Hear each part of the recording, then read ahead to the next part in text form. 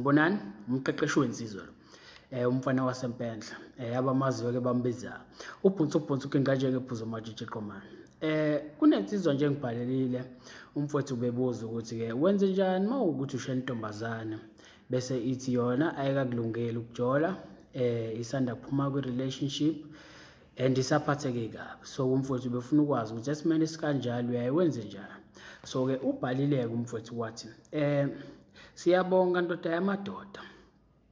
Ngizocela nje silungise la mfowethu. Uyabona namhlanje ngifuna wazi ukuthi kunomehluko phakathi kwendoda yamadoda nendoda emadodeni. So ke mina angiyona indoda yamadoda. Ngifuna uunderstand kahle ngoba uyabona esikhathini samanje konakele kakhulu mfowethu. Konakele kakhulu sesibona amadoda manje efaka ingubo zabantu besifazane yabo. So ke ngifuna ukuthi mangabe ubiza umuntu ngendoda yamadoda uunderstand ukuthi lokho kuchaza ukuthini yabo. So ke angiyona indoda yamadoda. So ke uthi mfowethu ke nami ngisacela ukubuza ukuthi wenze njani uma kade ushela intombi bese ithi ayikafuni ukujola kwamanje ngoba isanda kuphuma kwenye irelationship isaphatheke kabi. Yabona thina njengabantu besilisa sesicabanga ukuthi mangabe ushela intombazana mhlawumbe ingane usanda kuyibona nje usuyayitshela ukuthi nkosazana yazi ngisalali nasebusuku mangiyibona nje inhliziyo yami ishaya ngamandla ngiyakuthanda yabo. Bese sicabanga ukuthi intombazana izovela ithi yazi nami futhi ngikubuye ngakuthanda nami ngiyakuthanda asithandane ncinci sekuyathandana. Cha ayihambi kanjalo mfowethu, ayihambi kanjalo. Yabona thina mangabe utshela intombazane nje ungakayazi nokuyazi ukuthi uyayithanda sikubona kunormal thina nje abantu besilisa, but sicabangela yona intombazane ukuthi mangabe uyitshela ukuthi uyayithanda ayikwazi nokuthi umuntu kanjani mhlawumbe ubulala abantu mhlawumbe uyisigebengu ayikwazi but usugijimisa uyayitshela ukuthi uyayithanda. So kuyona kuzokali kahle yabo because isafuna isikhathi ukuthi nazane ekubona ukuthi umjito kanje kanje kanje. Akudingi mfowethu ukuthi uzutshela umuntu ukuthi ngiyakuthanda kuyima kuvuleka imlenze. Yabona imlenze mfowethu iyavuleka ukuthi awukazi umtshela ukuthi uyamthanda but ivuleka imlenze yabo. Lisakuyo le process ukuthi nazane kangcono ukuthi umuntu kanjani but imlenze iyavuleka yabo. So ungakazi umtshela ukuthi uyamthanda angazi ukuthi irush usijahwephi ukuthi ungazi umtshela ukuthi ngiyakuthanda umazi lo muntu naye akakwazi yabo. So ke mfethu ungabodatazela ukutshela umuntu ukuthi uyamthanda thatha isikhathi umfundi ukuthi mhlawumbe ithekene njani ngoba mhlawumbe nayo itheke nje ebhedelayo yabo ongeke uzuyithanda but wenza udatazekile wayitsheja ayithanda. So ke nami la ngiyabona ukuthi njengoba uthi njengoba ithi yona ayikakulungeli ukujola isaphuma kwi relationship isaphatheke kabi kusho ukuthi ubusuyimpintshele ekhoneni yabo. Usuyitshela ukuthi uyayithanda zonke lezo zinto lezo engamele uzenze. So ke okuyinto wrong njengoba ngihlezi ngisho mfethu ngithi ingane ungaboya impintshele ekhoneni yabo. Inikeza ispace ithola ithuba lokuthi nazane ngoba mfethu kulula mfethu yabo ukuthatha inamba bese uhlela usuku nomuntu ukuthi nibonane nazane ibonde phela yabo ukuze mangabe ungasekho eduze kwayo ingane ikwazi ukuthola ithuba lokuthi icabange ikwazi ukuthatha ifoni yayo WhatsApp noma ifonela yabo. So ke isimple kanjalo lento but ke thina sayiconfuse sayilahla yonke lento. So uyaqhubeka umfethu uthi into engimangazayo ukuthi kade yahlukana nomjida wayo into ya last year ngabo October. So mfethu yabona ngamanye amazwi ungitshela ukuthi wena uyistalker la ngoba mawuthi kade bahlukana futhi abantu uyabalandela wena uyabalandela ukuthi benzani ngasikhatsini okuyinto wrong mfethu ngoba ukukhombisa ukuthi awunampilo wena ayikho into oyenzayo empilweni.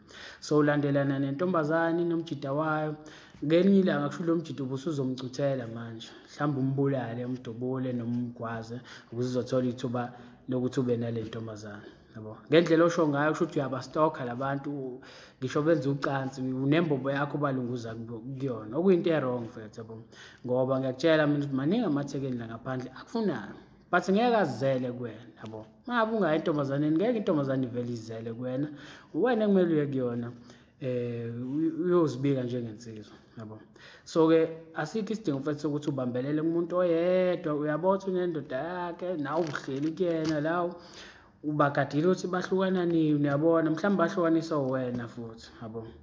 so mfethu qhubeka udlulele kwabanye baningi uyothuka isimanga maningi amathekeni akufunayo but wena mhlawumbe uyawasaba uyothuka isimanga mangabe mhlawumbe usuyakuwona uthola ukuthi noma mhlawumbe asiyakhombisa ukuthi agcwele ngawe kangakanani so mfethu asikudinga sokuthi ubambelele kumuntu oyedwa yabo so uthi mfethu manje angazi noma iyasaba yini ukusho ukuthi ayingifuni noma isathandana nomjida wayo wayibamba lapho umfethu kungenzeka mfethu ukuthi mhlawumbe iyasaba ukutshela ukuthi ayikufuni yabona abantu besifazane banendlela eziningi zokutshela ukuthi angikuthandi ngeke bakutshele nje phoma ukuthi angikuthandi indaba basoft yabo bazama ukuvikela ama feelings akho ukuthi bengakhethi bengakulimaze yabo so bazokutshela ngendlela eziphansi but bathemba ukuthi wena emva kwesikhathi uzozibonela nawe cha akagcwele ngawo yabo ngeke vele type uthi angithanda umubi noma njani ngicha uyavela uzophatheka kabi so akafuna ukuphatha kabi mhlamba agcine sesho ukuthi no kwamanje akakulungela ukujola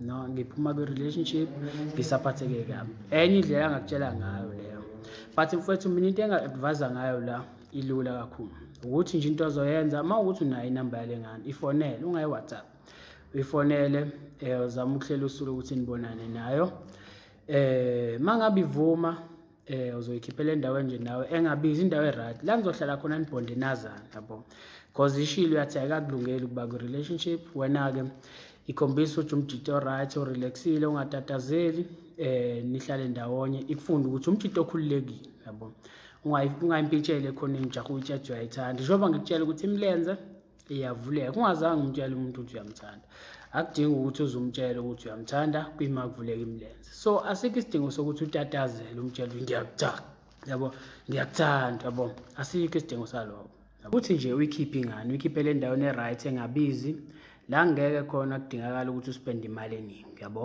uyayikhipha niyabonda nayo nazane kangcono and then wenza ithuba lokuthi ushayisane nento yakho lo muntu akamtshela ukuthi uyamthanda uthi awukatatazeli yabo ushayisane nento yakho kanjalo kuze kufike isikhathi la khona ithekeni ithi ikhlalisa phansi bese iyakubuza ukuthi kwenzakalani la phakathi kwethu yabo mhla ithekeni yakubuza lokho ukuthi kwenzakalani la phakathi kwethu ngifuna mfethu uyishayela ihlombe usho ukuthi uyinsizwe ensizweni awutatazeli awujahe ingane ukuyitshela ukuthi uyayithanda yabona ngoba mangabe sikubuza ukuthi kwenzakalani la phakathi kwethu isuke incwadi sigcweleke lapho sekushoda wena ukuthi uyisayine yabo uconfirme ke manje ukuthi ke mhlambe ungakwazi ukuthi niqhubeke nibamsane uyithekene right lapho sekumele umtshele khona ukuthi uyamthanda yabo because incwadi isuke sigcwele usefuna wena ukuthi wenze njani uyisayine yabo so ke mfethu asikho isidingo sokuthi utatazele wena nje khipha ingane nibonde and then uzama ukwenza ithuba ukuthi ushayisane into yakho kanjalo until akuze azakubona ukuthi umjito okhululekile angakwazi ukuthi athandane nawe then uzobe sekubuza nawe ukuthi kwenzakalani la phakathi kwethu la esefuna khona ukuthi ke uyiconfirm mfethu lento yabo ukuthi ugcwele ngaye nawe uzobe sekutshela ukuthi hayi vele naye uyashaya ngawo so ke mfethu ke ngiyathemba uyawuza lo mlayezo ningatatazeli bafethu ujaha ukutshela ingane ukuthi uyayithanda ngoba nohlezi niphoxa amantombazana azoniphoxa laphandle bese uyitshela mhlambe konke wrong ngawo because vele yaphoxa amantombazana akumele ukusaba ukuphoxeka but akumele nawe uzifake ogibeni lentombazana ukuthi ikuphoxe yabo isidingo singekho ezinye izinto kumele uzi-avoid wena yabo kumele iphoxe uma ukuthi ayigcwele ngawe but wena wenza yonke into ngendlela yabo so ngiyathemba mfethu yawuzwa ke lo mlayezo mangabuza mfethu into encane ongayenza ukuthi usubscribe le channel because mina nawe mfethu kusanginingi esimele sikwenze sibonisane sephambili shabuke mfethu.